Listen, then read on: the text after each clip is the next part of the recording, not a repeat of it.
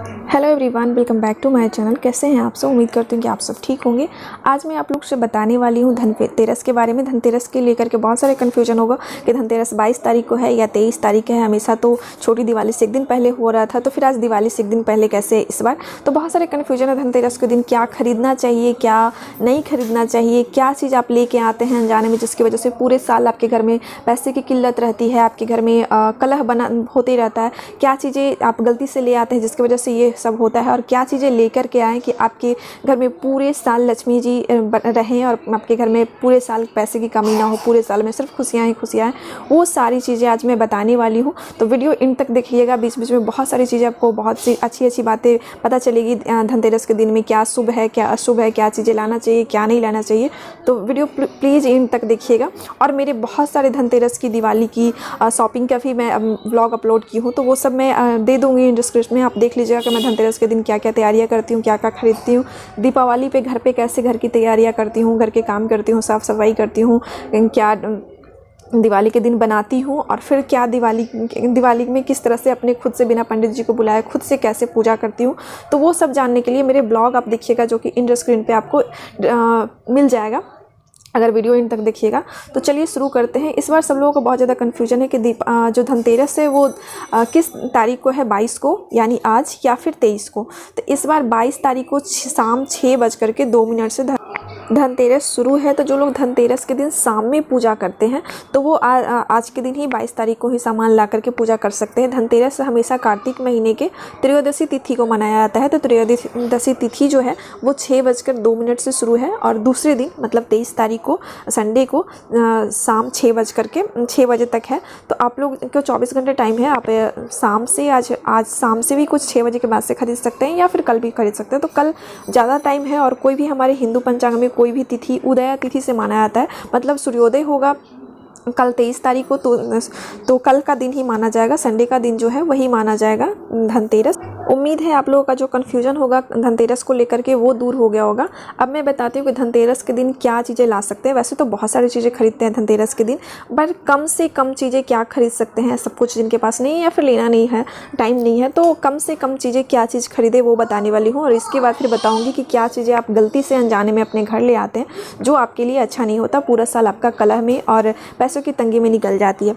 तो सबसे पहले जो है वो धनिया, हरा धनिया, साबुत धनिया जो होता है, धनिया के दाने, धनिया के जो बीज होता है वो खरीद करके लाना चाहिए। मार्केट में अब आप पैकेट बना मिल जाता है, तो वो चीज़ें लाना चाहिए। पर ध्यान रहे आप दुकान से लाएंगे ना, राशन की दुकान से, तो पूछ करके लाएंगे कि हाँ ताज़ी है ना। तो वो चीज़ें आप लक्ष्मी माँ के पूजा में, जिस दिन दीपावली की पूजा करेंगे वहाँ उस दिन चढ़ाएंगे, और वो फिर जब प्रसाद हटाएंगे ना तब आप अपने गमले में लगा दीजिएगा। तो आपको आपके यहाँ लक्ष्मी माँ का जो प्रसाद है, आशीर्वाद है, वो आपके यहाँ पूरे साल बना रहेगा। वो बहुत शुभ होता है धनिया लक्ष्मी माँ को चढ़ा करके घर में लगाना।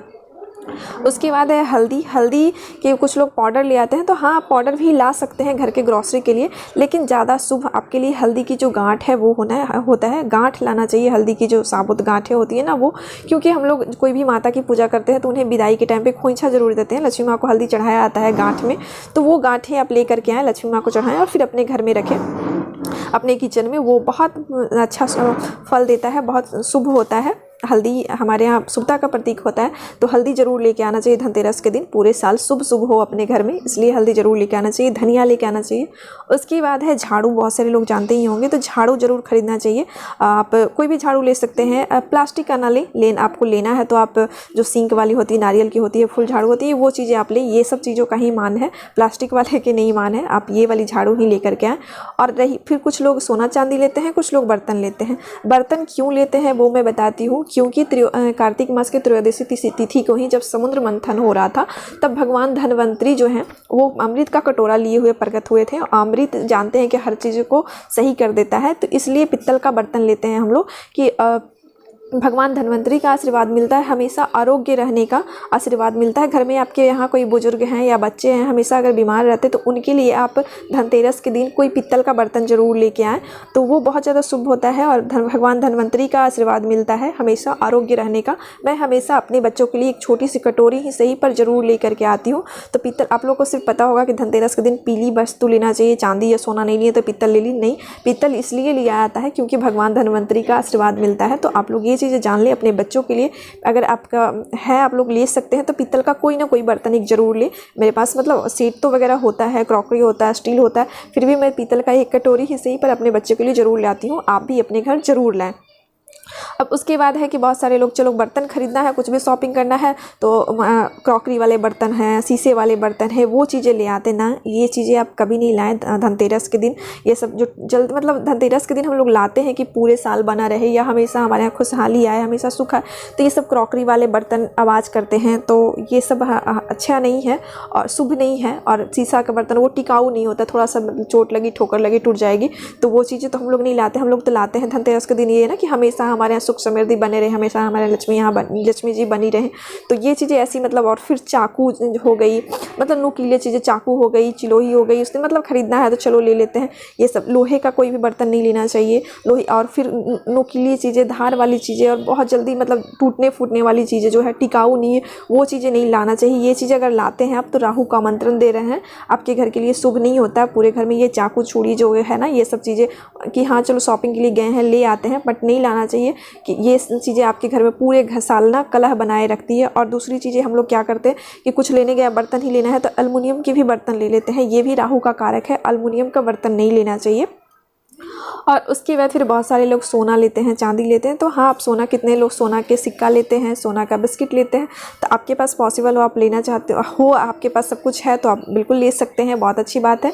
और अगर ये सब नहीं है तो आप चांदी कुछ ले सकते हैं। तो चांदी में चांदी का सिक्का मिल जाता है जिस पे लक्ष्मी गणेश भगवान मिले हुए रहते हैं, एक भर का तो 500, 600, 700 में मिल जाता है। नहीं तो फिर आप बिस्किट ले सकते हैं, उसमें जितना ज़्यादा आप लगाना सकते हैं, एक भर से लेकर के मतलब 10 ग्राम से लेकर के आपको 100 ग्राम तक मिल जाता है। और भी मतलब बहुत ज़्यादा उसका वजन बढ़ते जाता है, तो आप जितना के मिलेंगे शॉप पर रहता है तो वो चीज़ें आपको मिल जाएगी, तो आप वो ले सकते हैं। अगर आप एक बार सिक्का ले चुके हैं तो बार बार होता है कि बार बार सिर्फ ये क्यों लेने जाएँ, फिर ये तो कुछ करेंगे नहीं।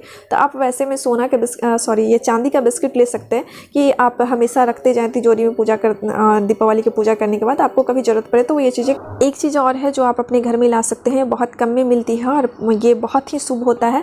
आप दीपावली के दिन लक्ष्मी माँ के लिए चुनरी वगैरह तो लाएंगे ही, तो धनतेरस के दिन भी लेकर के आए, बहुत शुभ माना जाता है। अपने लिए भी कोई सुहाग की चीज़ें आप चाहें तो खरीद सकते हैं, बहुत शुभ माना जाता है। आप चाहें तो सोने चांदी का जो भी है वो ले सकते हैं, नहीं तो फिर आप आर्टिफिशियल भी जो भी है वो अपनी सुहाग का चीज़ें भी घर पे ज़रूर लेकर के आएँ। हाँ, एक चीज़ ध्यान रखना है कि आप गए हैं शॉपिंग करने के लिए धनतेरस की, तो तेल भी ले लेते हैं।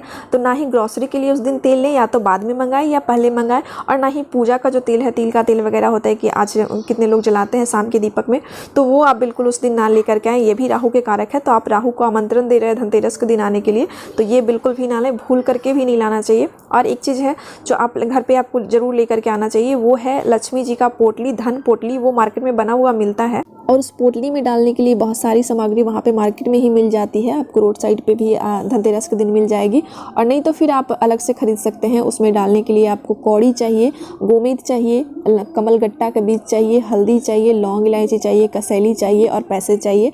और वो सब चीज़ें ख़राब ना हो इसके लिए आप उसमें कपूर डाल दें, तो उसमें 7 चीज़ें या 11 चीज़ें ये सब चीज़ें डाली जाती है। और फिर एक और बीज होता है, वो वहाँ पे मिल जाता है, काली और लाल वाली, आधी काली होती है आधी लाल बीज होती है, वो भी मार्केट में मिल जाती है। तो वो वाली चीज़ें ला करके आप सबको ज़रूर लाएं। ये सब धनतेरस के दिन खरीदना बहुत शुभ होता है। और ये सब चीज़ों की जो अभी 7 चीज़ें या 11 चीज़ों का जो होता है, वो पोटली बना करके लक्ष्मी माँ के जिस दिन पूजन करते हैं उस दिन लक्ष्मी माँ को चढ़ाते हैं। और उसके बाद फिर उसमें पैसे डाल करके, जो भी चांदी के सिक्के वगैरह लाते हैं वो हमेशा हर साल ला रहे हैं, एक तो हर साल डालें, या फिर एक ऐसे ही जो घर के पैसे 1-2 रुपया वो आप डालें और उसे आप अपनी तिजोरी में रखें।